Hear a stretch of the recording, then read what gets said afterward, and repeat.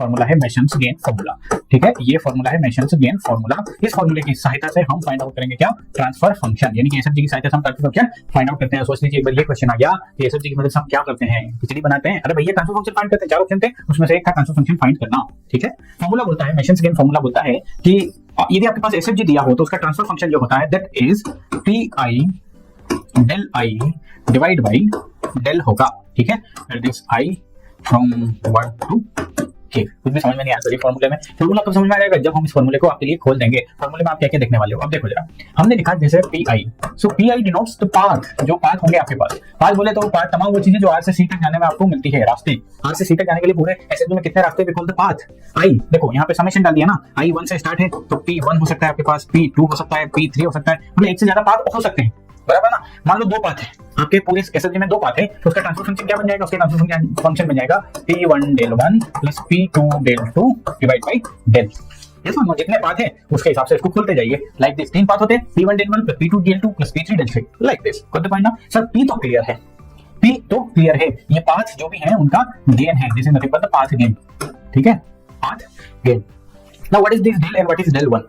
देखो इस P1 के साथ मान लो आपका रास्ता आपने पाथ चुना P1, इस P1 का पाथ फैक्टर बोलते हैं डेल 1 को। क्या बोलते हैं भैया, पाथ फैक्टर। सर फॉर्मूला क्या है, समझ में आ जाएगा आपको कि फॉर्मूला क्या है, समझ वो तो बताऊंगा इसे। इसको पाथ फैक्टर बोलते हैं, यानी कि हर एक पाथ से एसोसिएटेड एक पाथ फैक्टर रहेगा जिसको कैसे निकालते हैं हम डिस्कशन करेंगे। और this del is nothing but the determinant,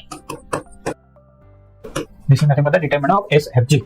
इतनी बात क्लियर है सर। अब जल्दी से बताइए ये डेल 1 डेल 2 या ये डेल फाइंड कैसे करेंगे। देखो डेल फाइंड यदि करना है, आप सबको पता ही है कि 1 minus sum of individual loop gains, individual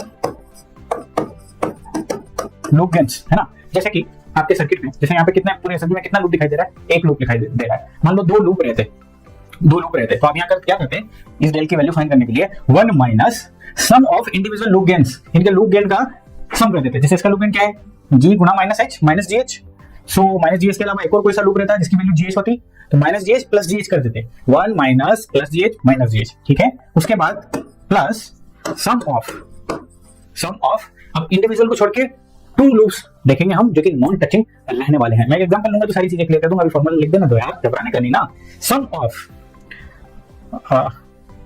of yes products of 2 non touching loops, 2 non touching loops.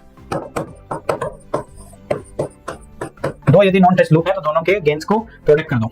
ठीक है, और यहाँ लिखो, और ऐसे जो पेयर है यदि वो 2 पेयर है तो दोनों पेयर यहाँ पे जुड़ जाएंगे। इसके बाद माइनस में अब यही कहानी सम ऑफ द प्रोडक्ट्स ऑफ 3